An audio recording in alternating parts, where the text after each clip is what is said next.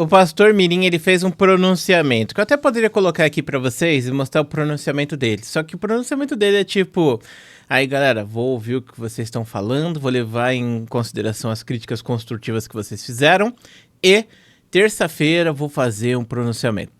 O pronunciamento do menino foi literalmente terça-feira eu faço um novo pronunciamento, mas ao longo disso ele gravou vários vídeos falando, por exemplo, que a galera é zoada, xingando, falou até de outras religiões, dos cartomantes, da galera que joga carta, falou um monte de merda assim. E muitas pessoas sentiram que isso é tipo aquela questão de arrogância. Assim, isso é uma coisa que eu já tinha comentado no meu primeiro vídeo, né? A gente é humano. Eu sou humano, você é humano, o seu pastor também é humano, sabe?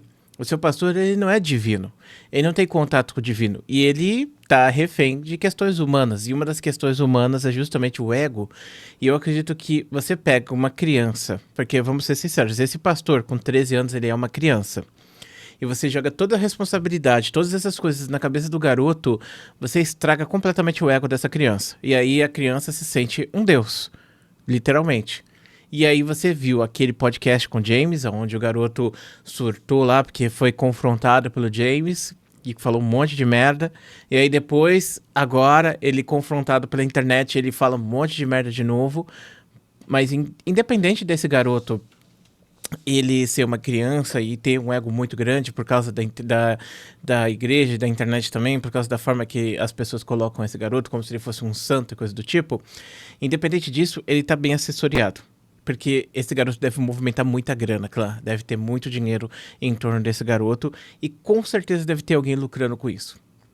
Eu não acho que, por exemplo, tem jovem pastorinha e outras coisas mais. Eu não acredito que a criança, ela tenha isso. E na verdade eu acho até cruel, pra falar a verdade. Sabe por quê?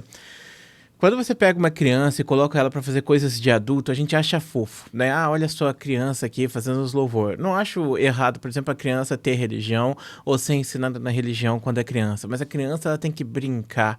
A criança tem que existir. A criança tem que se divertir. Imagina esse garoto com 12 anos de idade, em vez de estar brincando, comendo parede, jogando videogame, jogando bola na rua, ele tá lá no culto, gritando, sabe? Falando coisas e gerando muito dinheiro, sim, mas sei lá, mano, tipo, eu acho cruel, porque eu acho que todo mundo tem que ter esse momento de desenvolvimento, de brincar e outras coisas mais. Ah, não, mas ele foi tocado pelo Espírito Santo e coisa do tipo. Sinceramente, falar isso eu acho que é uma blasfêmia gigantesca.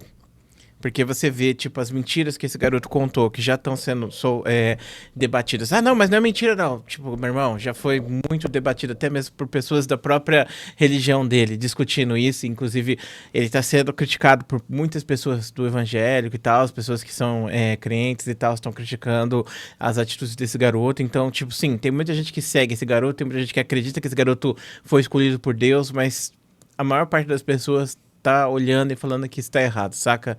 E assim, sinceramente, acho cruel essa parada, pensando pelo lado dele. E eu acho mais cruel ainda você pensar que esse garoto tá sendo testa de ferro. É, como eu disse pra vocês, provavelmente tem alguém lucrando com isso. E esse garoto tá sendo testa de ferro. E ele tá sendo destruído na internet, sendo xingado e outras coisas mais.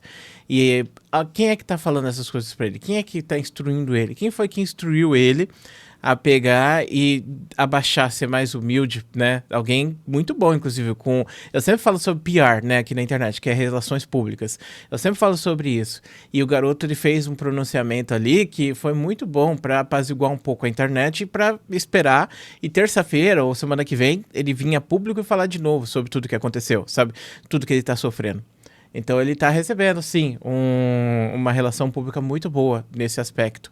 Ele não tava, e eu acho que as merdas que ele falou no passado não tava tendo relação pública, mas agora deve ter chegado alguém e falado, não, faz desse jeito assim assado, saca? E, sinceramente, eu acredito que essas crianças, não tô falando do caso desse pastorzinho não, tá? Mas geralmente essas crianças e tal, quando elas viram pastor e tal, geralmente tem alguém ali puxando as cordas, falando pra criança o que ela tem que fazer e tal. Eu não acho que, como eu disse, eu não consigo acreditar que uma criança de 5 anos, por exemplo, vire pastor e comece a falar coisas. Eu não consigo acreditar. Desculpa, clã, desculpa. Mesmo que a criança, tipo, a pessoa vai falar, não, mas ela tá sendo tocada. Não, acho que aí já é crueldade. Porque, como eu disse, a criança tem que estar brincando, a criança tem que estar se desenvolvendo, a criança tem que ter a sua família, a criança tem que se divertir, a criança não tem que pegar e receber esse ônus, né, de ser pastor e tal, e ali. Ah, mas deve ser muito legal ser pastor e tal. Se você trata o pastor como rockstar e outras coisas mais, porque eu vejo muitas pessoas que tratam o pastor como rockstar, aí tu também não tá na religião, porque eu acho que o padre e o pastor, eles não são rockstars, eles jamais deveriam ser, entendeu?